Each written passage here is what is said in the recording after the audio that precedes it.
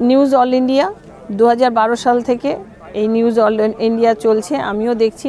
আর নতুন রূপে নতুন সাজে এসেছে, আপনারাও দেখুন, এই আশা রাখবো। NAI 24।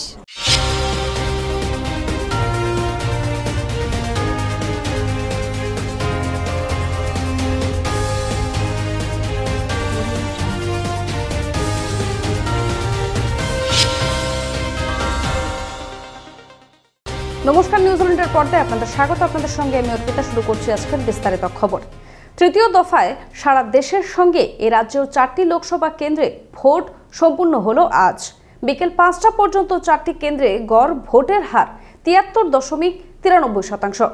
এর মধ্যে সবচেয়ে বেশি ভোট পড়েছে মুর্শিদাবাদে, 76.49% ভোট পড়েছে সেখানে। ভোটের হারের নিরিখে দ্বিতীয় স্থানে রয়েছে মালদা দক্ষিণ, প্রদত্ত ভোটের হার 73.78%। মালদা উত্তরে 73.30 এবং জঙ্গিপুরে ভোট পড়েছে শতকরা 72.13%। আজ বিকেল 5টা পর্যন্ত মুখ্য নির্বাচনী আধিকারিকের দফতরে তৃতীয় দফার নির্বাচনের মোট 4টি লোকসভা কেন্দ্রে বিভিন্ন রাজনৈতিক দলের তরফ থেকে মোট অভিযোগ জমা পড়ল 433টি। সেখানে বিজেপির তরফ থেকে অভিযোগ জমা পড়েছে 27টি, CPIM এর তরফ থেকে অভিযোগ জমা পড়েছে 163টি, তৃণমূল কংগ্রেসের তরফ থেকে অভিযোগ জমা পড়েছে 18টি, কংগ্রেসের তরফ থেকে অভিযোগ জমা পড়েছে 29টি। মুর্শিদাবাদে অভিযোগের সংখ্যা নিয়ে আশঙ্কায় কমিশন। এই জেলায় জঙ্গিপুর এবং মুর্শিদাবাদ লোকসভা কেন্দ্র মিলিয়ে অভিযোগের সংখ্যাটা 315। সময় এখন বিরতির পর আসছি পরের খবরে। আপনি কি ভ্যাকেন্সি ল্যান্ডের সন্ধানে রয়েছেন? চিন্তা না করে আজই যোগাযোগ করুন ঋত্বিকা এন্টারপ্রাইজে।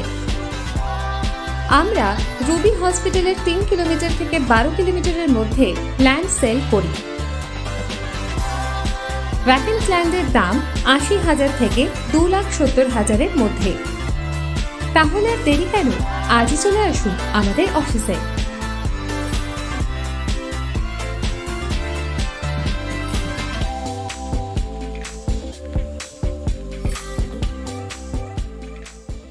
ফিরে এলাম বিরতির পর, আসছি এবারে বিস্তারিত খবরে।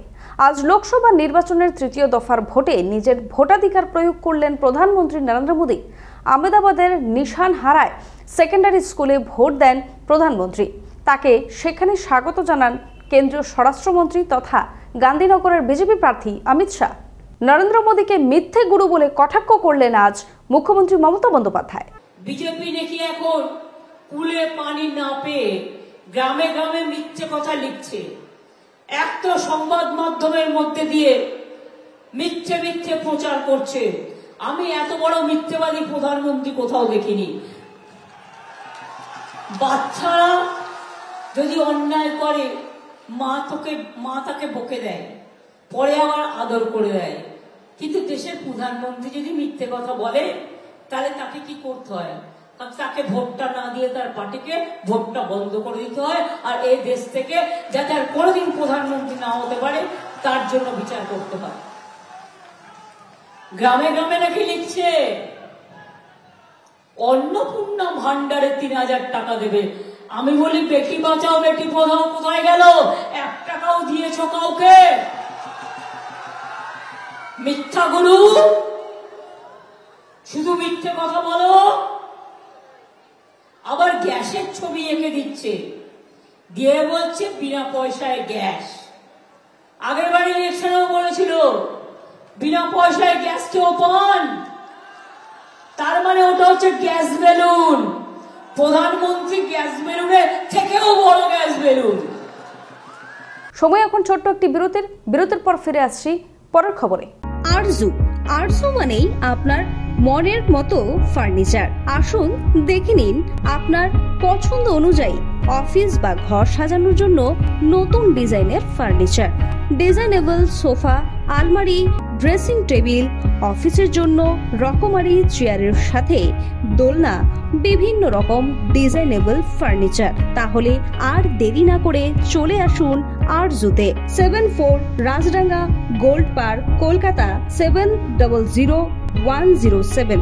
52D Raja SC Mallick Road, Jadavpur, Kolkata 700032। Phone number 8100472255, 8240411427। ফিরে এলাম বিরতির পর, আসছে এবারে বিস্তারিত খবরে। আজ যাদবপুর কেন্দ্রের তৃণমূল কংগ্রেসের প্রার্থী সায়নী ঘোষ প্রচার করলেন সোনারপুর উত্তর বিধানসভার খেয়াদহ 2 নম্বর গ্রাম পঞ্চায়েতের দাসপাড়া মোড়ে। সেখানে শীতলা মন্দিরে পুজো দিয়ে প্রচার শুরু করেন তিনি। প্রচার শেষ করলেন কাঠিপোতা ব্রিজের কাছে।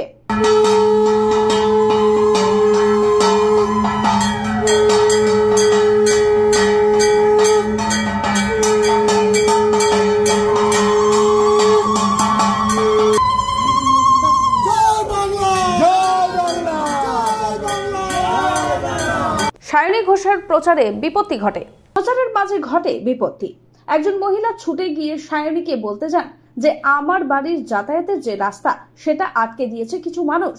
নিউজ অল ইন্ডিয়ার সাংবাদিক যখন সেই মহিলাকে প্রশ্ন করেন, তিনি বলেন, অনিমা দিদি, আপনি একটু আগে আমি দেখলাম আপনি কান্নাকাটি করে যাদবপুর লোকসভা কেন্দ্রের মনোনীত প্রার্থী সায়নী ঘোষের গাড়ির সামনে আপনি কান্নাকাটি করে কি বলছিলেন? বলছিলাম আমাদের রাস্তাটা যেন ঠিক করে দেয়, যাতায়াতের জন্য আটকে দিয়েছে। কে আটকে দিয়েছে? প্রদীপ বাগ। প্রদীপ, আপনার নামটা কি? আমার নাম অনিমা ঘোষ। আপনার পরিবারে কতজন থাকে? 3 জন থাকি। আপনারা 3 জন থাকেন। প্রদীপ বাগের পরিচয় কিছু আছে আগে? এখন তারপর সেই মহিলা খেয়াদহ 2 নম্বর গ্রাম পঞ্চায়েতের প্রধান মিতা নস্করকে অভিযোগ জানান। শুরুনব প্রধান মিতা নস্কর কি বললেন। সভা শেষ করে কাঠিপোতাতে যাদবপুর মনোনীত প্রার্থী সায়নী ঘোষকে একজন মহিলা তিনি অভিযোগ জানাচ্ছে। এখন তারাই প্রধানকে জানাচ্ছে।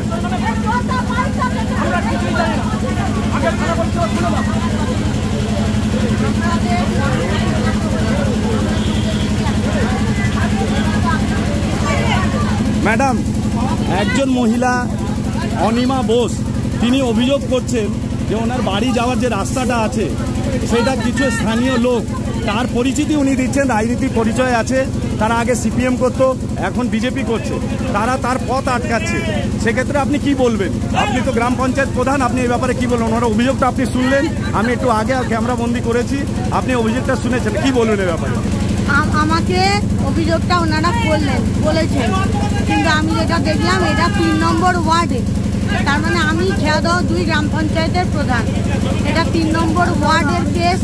তাহলে ওখানে যিনি কাউন্সিলর আছে জয়ন্ত দাম, ওনার সঙ্গে কথা বলতে হবে। ওনারা বললেন চিঠি দিয়েছেন, প্যারালালি 3 নম্বর ওয়ার্ড সংলগ্ন বসুদার কাছেও দিয়েছে চিঠি।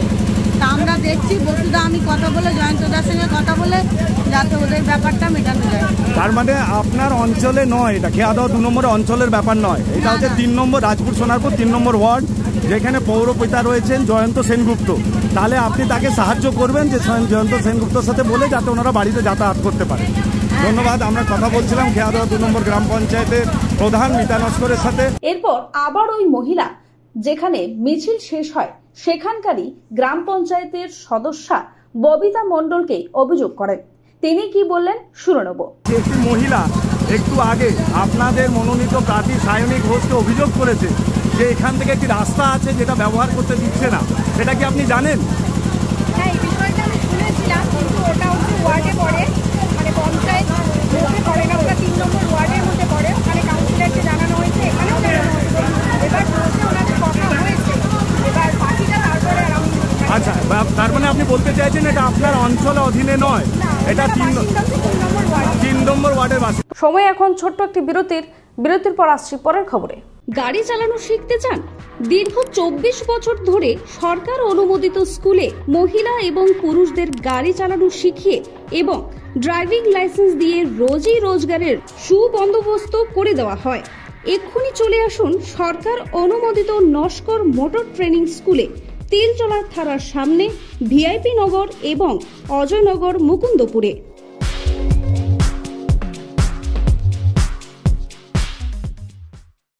ফিরেলাম বিরতির পর আসছে এবারে বিস্তারিত খবরে। প্রচারের সায়নী ঘোষকে প্রচুর মানুষ অভিবাদন জানান, মালা পরান, উলুর ধ্বনি দেন ও শঙ্খ বাজিয়ে পুষ্প ছড়িয়ে প্রার্থীকে অভ্যর্থনাও করেন। প্রচারে সায়নী ঘোষকে প্রচুর মানুষ অভিবাদন জানান, মালা পরান, উলুধ্বনি দেন ও শঙ্খ বাজিয়ে পুষ্প ছড়িয়ে প্রার্থীকে অভ্যর্থনা করেন। সায়নীকে যতগুলি মালা পরানো হয় সেইগুলি আবার দেখা গেল বাচ্চাদেরকে দেখে তাদের গলায় ফিরিয়ে দিতে সায়নীকে। সারা রাস্তায় মানুষের ছয়লাভ ছিল এবং প্রচুর মানুষ সেই প্রচারে যোগদান করেন। প্রচার শেষে সায়নী মানুষের পাশে থাকার বার্তাও দেন। আগামী দিনে আমাদের অধিকারগুলো কেউ ছিনিয়ে নিচ্ছে কি নিচ্ছে না সেইগুলোর জন্য লড়াই করতে হবে, আর সেই লড়াইটা কিন্তু এখানে বসে নয়, সেই লড়াইটা দিল্লি গিয়ে। আর তোমরা সায়নীকে ভোট কেন দেবে? যাতে সায়নী দিল্লিতে গিয়ে তোমাদের লড়াইয়ের অধিকারটার জন্য লড়াইটা করতে পারে এবং সেখানে যেন কোনো রকমের ভয় না পায়, সেখানে যেন মাথাটা উঁচু থাকে। তোমরা সবাই আমাকে আশীর্বাদ করো। আমি তোমাদের এইটুকু কথা দিতে পারি যে তোমাদের ঘরের মেয়ে হয়ে ওঠাটা আমার কাজ। 5 বছর আগে আমি হয়তো বলছি যাদবপুর নিজের মেয়েকে চায়, 5 বছর পরে তোমরা বলবে যাদবপুর নিজের মেয়েকে চায়। আমি তোমাদেরকে কথা দিয়ে যাচ্ছি, তোমাদের এই বিশাল পরিবার, এই বড় পরিবার, মায়ের বোনেদের বৌদিদের এই বিশাল পরিবারে সায়নীকে একটা ছোট্ট জায়গা দাও। জায়গাটা ক্রমশ বাড়িয়ে নেওয়ার দায়িত্ব আমার থাকবে। ভালো থাকবে। মমতাদিকে আশীর্বাদ করো সবাই, মমতাদির পাশে থেকো। আমরা সবার জন্য কাজ করতে চাই, একটু সময় লাগছে কিন্তু ছোট্ট ছোট্ট পায়ে চলতে চলতে ঠিক পৌঁছে যাবো। মা জয় বাংলা। ভালো থাকবে, ভালো থাকবে। এদিনের এই প্রচারে সায়নীর সাথে পা মিলিয়েছিলেন সোনারপুর উত্তরের বিধায়িকা ফেরদৌসী বেগম, সিআইসি নজরুল আলী মণ্ডল, প্রধান মিতা নস্কর, উপপ্রধান কার্তিক শর্মা, সমিতির 2 সদস্য প্রশান্ত নস্কর, বরুণ সর্দার সহ গ্রাম পঞ্চায়েতের সকল সদস্যরা। প্রথম থেকে শেষ পর্যন্ত তারা পায়ে হেঁটে নিজের প্রার্থীর জন্য ভোট চেয়ে প্রচার শেষ করলেন।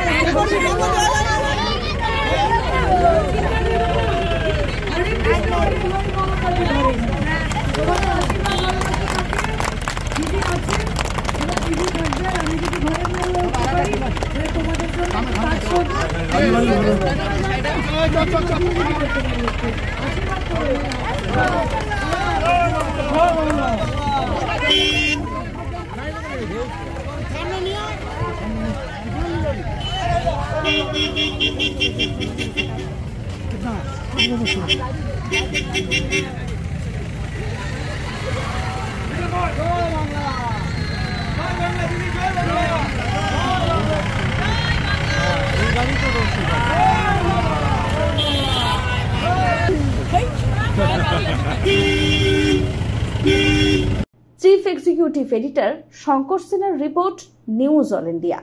সময় এখন ছোট্ট একটি বিরতির পর আসছি পরের খবরে। রুবি হসপিটালের খুব কাছে বিমান্তা হোটেলের পাশে Ruby guest house. Ruby guest হাউসে আসলেই আপনারা কম দামে পেয়ে যাবেন রুম ভাড়া। তাহলে আজই চলে আসুন রুবি গেস্ট হাউসে। Ruby guest house. ফিরে এলাম বিরতির পর, আসছি এবারে আবহাওয়ার খবরে। রাজ্য জুড়ে ভারী বৃষ্টির সতর্কতা জারি করলো আবহাওয়া দপ্তর।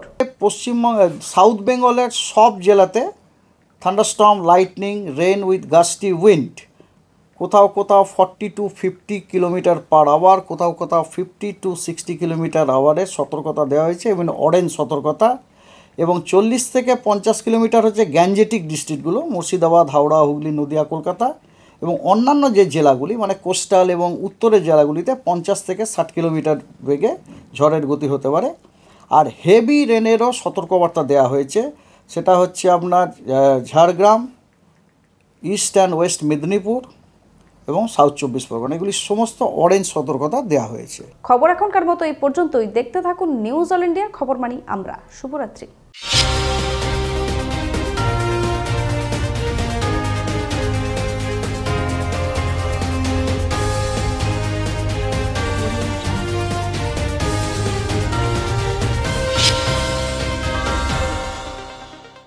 নমস্কার, আমি সায়নী ঘোষ। নিউজ অল ইন্ডিয়ার সকল দর্শককে অনেক প্রীতি ও শুভেচ্ছা। আমিও দেখছি, আপনারাও দেখুন।